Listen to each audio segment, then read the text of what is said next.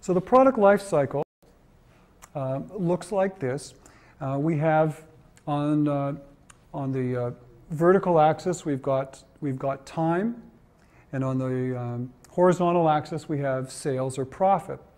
So the sales graph shows that, well, let me go back and say that there are sort of 5 different time zones, if you will.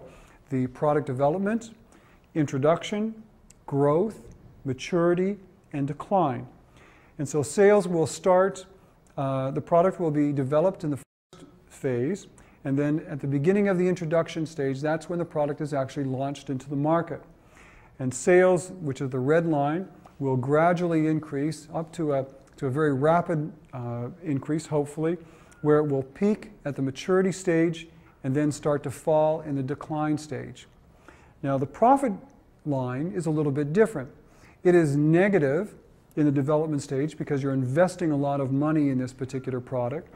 Continues to go down in the introduction stage as you're spending a lot of money to get the product onto the market.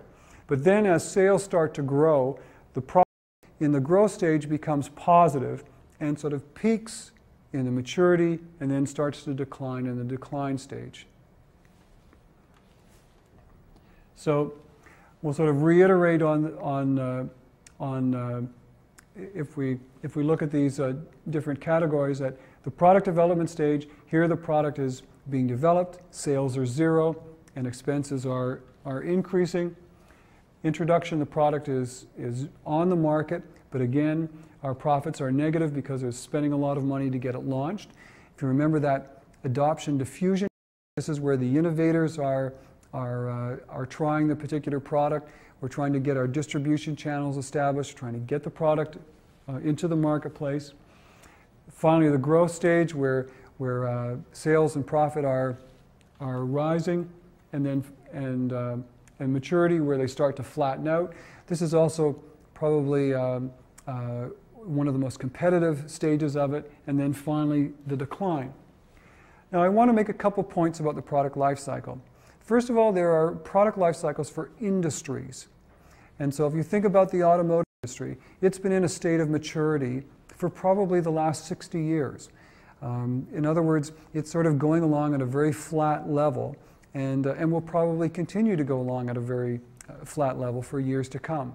But there are individual life cycles within that. So there, for example, the Edsel had a short life cycle that was in the 1950s, and sort of now it's well past its decline, and it's no longer available on the market.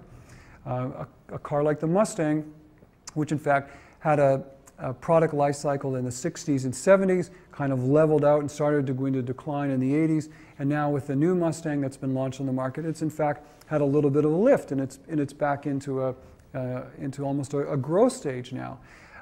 So you get individual brand life cycles within an overall industry life cycle. Now companies will look at their life cycle and they will do different things for their marketing mix depending on which stage of the life cycle they're in.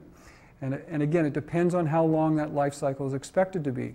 For some products that may be sold over a holiday season, the life cycle may be very short, 3 weeks. And for some products like the automotive industry or the toothpaste industry, it will probably continue in a maturity stage for many, many years. The reason that products move into the decline are many, and probably one of the key reasons is the fact of technology, that there is a new product that is taking over that old existing product. So if you think about television sets, we had black and white television sets that in the 60s and 70s were forced in the decline when color television sets moved onto the market, and it began its product life cycle. And now color television sets will be starting to move into the decline as new high definition television sets start to move on to the market. So technology is one of the